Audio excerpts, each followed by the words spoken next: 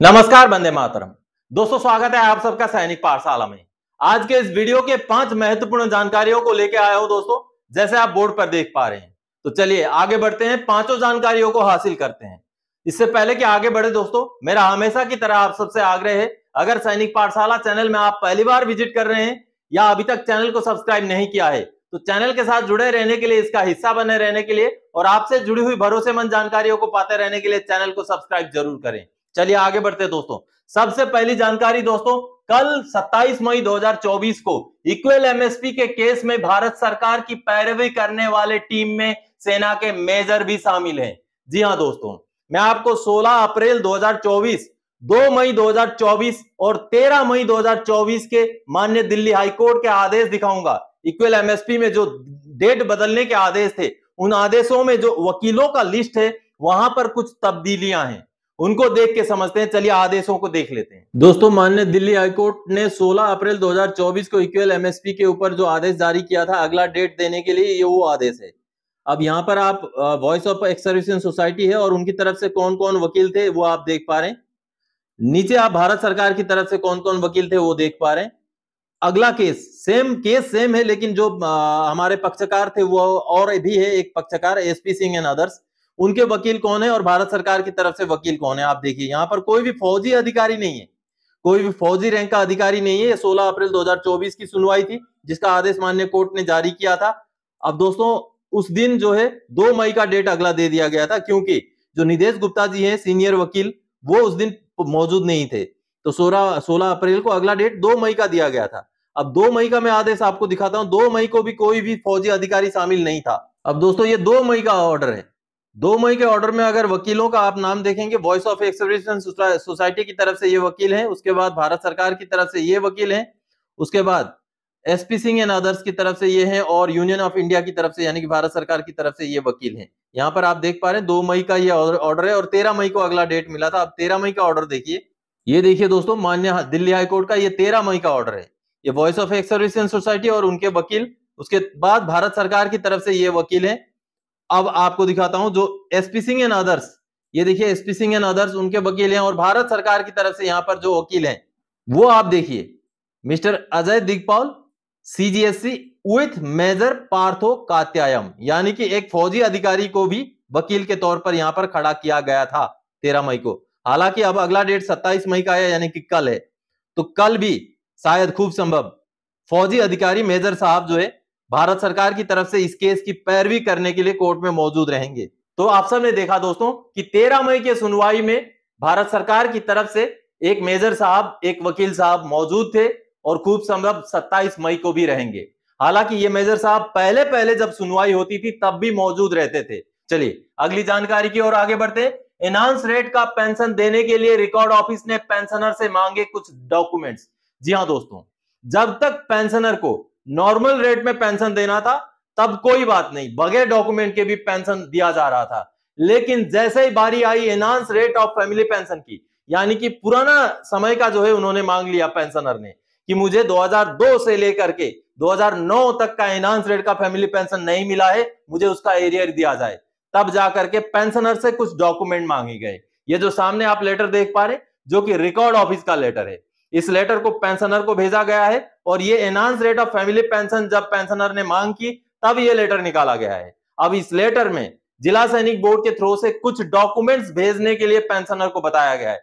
जैसे आप देख पा रहे हैं, latest bank details oblique cancel cheque, उसके बाद non payment certificate from bank, उसके बाद copy of Aadhaar card and pan card, उसके बाद death certificate of your husband, उसके बाद बैंक स्टेटमेंट फ्रॉम 2002 टू 2009, यानी कि ये डॉक्यूमेंट्स अभी भेजने के लिए बताया गया है। चलिए कुछ भी हो, पेंशनर जाग रहे हैं और उनका अपना हक वो मांग रहे हैं, तो कहीं ना कहीं रिकॉर्ड ऑफिस भी छानबीन कर रहा है, इस तरीके से लेटर निकाल रहा है दोस्तों। तो आपको भी अगर एनहांस रेट में फैमिली पेंशन लागू था, नॉर्मल रेट में शुरू किया गया है, तो चेक करें और जरूर मांग करें enhance rate of family pension की। चलिए आगे बढ़ते हैं अगली जानकारी की ओर। स्पर्श में अपलोड हो गया है मई का मंथली पेंशन स्लिप। जी हां दोस्तों, स्पर्श से हमारा पेंशन क्रेडिट का एडवांस इंटीमेशन वाला मैसेज आ चुका है। ये वाला मैसेज जो आप देख पा रहे हैं, आपको अमाउंट के साथ साथ डेट भी बता दिया गया कि 31 मई को आपका पेंशन क्रेडिट हो जाएगा। अब इसके बाद अब मई का जो मंथली पेंशन स्लिप है वो भी अपलोड हो चुका है। ये जो सामने आप देख पा रहे हैं मंथली पेंशन स्लिप है, ये आपका कितना बन रहा है, ये 50% डीए के हिसाब से है दोस्तों। आपका कितना बन रहा है, कितना कट रहा है, कितना जमा होगा अकाउंट में, वो सारी डिटेल्स के साथ आपका पेंशन स्लिप अपलोड हो चुका है। आप स्पर्श के अंदर लॉग इन करके अपना पेंशन स्लिप जरूर चेक करें। चलिए अगली जानकारी दोस्तों, एंट्री लेवल पे का फायदा केवल इनको ही मिलेगा। देखें लेटर और समझें। दोस्तों कई सारे ऐसे पेंशनर्स हैं जिनको एंट्री लेवल पे लागू नहीं होता, लेकिन फिर भी वो एंट्री लेवल पे के लिए क्लेम कर देते हैं, लेटर भेज देते हैं, ग्रीवेंस भेज देते हैं। आज मैं आपको दो टूक बता देता हूं दोस्तों कि एंट्री लेवल पे किनको लागू है। एंट्री लेवल पे उनको लागू है जो 1 जनवरी 2006 के डेट में सर्विस में थे। उससे पुराने रिटायरी एंट्री लेवल पे को भूल जाएं, नंबर एक बात। अब दूसरी बात, 1 जनवरी 2006 के डेट में जिनकी भी सर्विस 6 साल या उससे ज्यादा थी उनको लागू नहीं है, बिल्कुल लागू नहीं है। क्यों बोल रहा हूं मैं?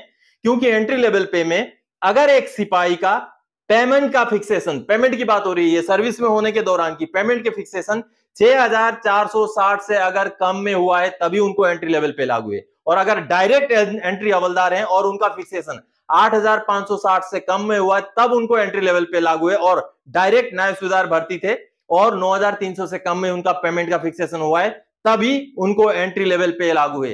क्योंकि अगर जिनका सर्विस उस समय में 6 7 साल 8 साल 10 साल हो चुका था उनका फिक्सेशन 6460 से कम में हुआ हो, ऐसे चांसेस बिल्कुल नहीं है। अब ये जो सामने आप लेटर देख पा रहे हैं, अब इस लेटर में पेंशनर ने एंट्री लेवल पे की मांग की और एंट्री लेवल पे की मांग करते हुए रिकॉर्ड ऑफिस को उन्होंने ग्रीवेंस डाला। अब इसका जवाब देते हुए रिकॉर्ड ऑफिस ने, पीएओआर ने उनको जवाब दिया कि आपका फिक्सेशन 6460 से कम में नहीं हुआ था, आपका फिक्सेशन 7270 में हुआ था। क्योंकि ये जो पेंशनर थे इनकी सर्विस 1 जनवरी 2006 के डेट में लगभग 11 साल हो चुकी थी, तो इस वजह से उनका फिक्सेशन 6460 से कम में हुआ ही नहीं था, जिस वजह से उनको एंट्री लेवल पे लागू नहीं था।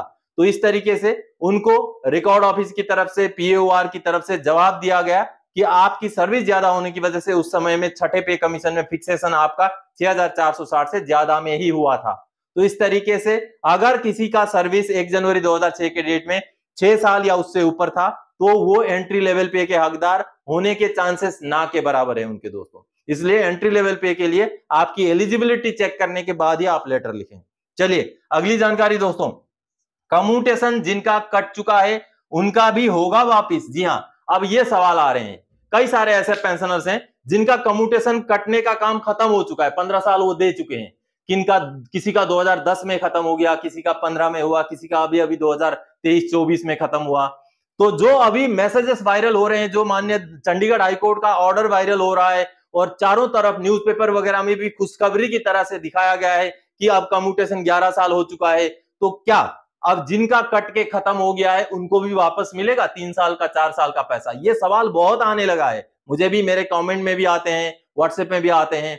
तो मैं आपको दो टुक बता दूं इसमें भी दोस्तों कि जिनका कट के खत्म हो गया उनका वापस नहीं मिलेगा। लेकिन साथ ही साथ एक हिदायत है, जिनकी भी अभी रिकवरी हो रही है कम्यूटेशन की और 10 साल या उससे ऊपर आपका चल रहा है, 11 चल रहा हो, 12 चल रहा हो, 13 चल रहा हो, 14 चल रहा हो, तो आप एक पिटीशन डालने के बारे में सोच सकते हैं, विचार कर सकते हैं। माननीय चंडीगढ़ हाईकोर्ट का जो अंतरिम आदेश है उस आदेश के बेस पर, उस आदेश के रेफरेंस में आप भी कोर्ट में अपील डाल सकते हैं। उस आदेश का डाउनलोड करने का लिंक मैं आपको डिस्क्रिप्शन बॉक्स में, इस वीडियो का डिस्क्रिप्शन बॉक्स में डाल दूंगा, सबसे ऊपर रहेगा। उसको डाउनलोड करके आप उसी आदेश का रेफरेंस के तौर पर लगा करके आप पिटीशन डालने का काम कर सकते हैं। ये पूरी आपकी जिम्मेवारी के ऊपर है, कोर्ट केस करना ना करना, कौन सा वकील लेना, ये बिल्कुल आपके ऊपर निर्भर करता है दोस्तों।